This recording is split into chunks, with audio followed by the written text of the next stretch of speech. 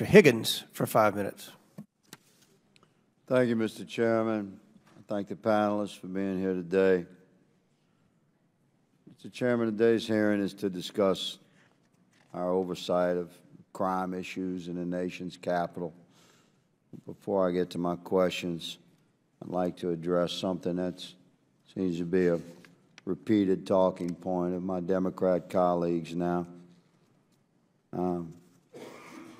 regarding gun violence, and gun violence being the #1 cause of death of children in America today. You'll hear that a lot. Let me correct both. There's no such thing as gun violence. There's only human violence. It's intellectually unsound to state otherwise.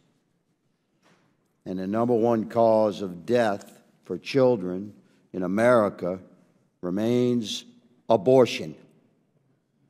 CDC numbers, 620,327 legally induced abortions in America in 2020. In that same year, tragically, 4,357 children died from firearm accidental discharge, suicide, and homicides. And my heart goes out to those families. I lost my first daughter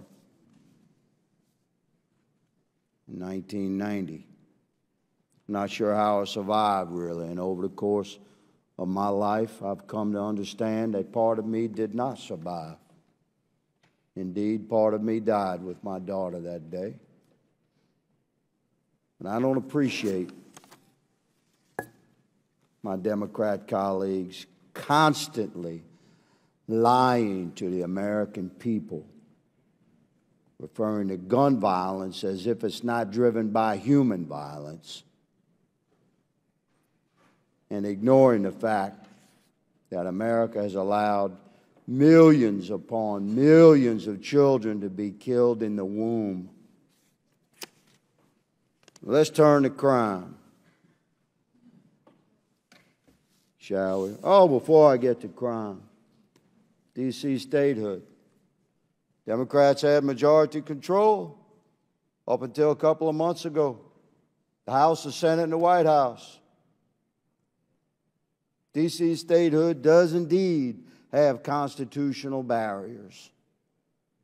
To overcome that, you want to create the 51st state, knock yourself out. You had majority control. It didn't happen because there are indeed significant constitutional barriers.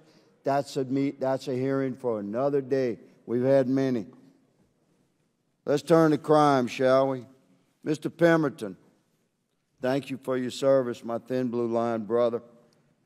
Considering the D.C. Chief of Police Robert Conte's testimony on February 23, 2023, stating that the D.C. Metro Police Department is experiencing record low number of officers and recruitment is incredibly difficult, how might the D.C. Council's Comprehensive Policing and Justice Reform Amendment Act of 2022, that provision which permits activist and anti-police groups to search for officers' past complaints, how might that affect your recruitment and retention of police officers in D.C. Metro Police Department, sir? Yeah, well, thank you. So, first of all, the bill has 26 subtitles in it, and all of them are completely detrimental to keeping and retaining and hiring new candidates. You're asking specifically about Subtitle X. Subtitle X actually creates a disciplinary database in which every officer's disciplinary history would be posted publicly. It would be hosted by the Office of Police Complaints. So that America understands this is a complaint, not a conviction or a suspension, et cetera. We're talking about all complaints being accessible for public purview.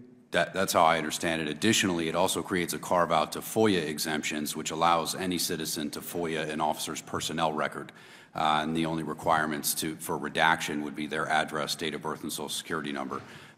We have concerns about undercover officers and officers, their other sensitive personal information that could end up in the hands. That would have quite a chilling effect on effective policing, may I say, as a former police officer.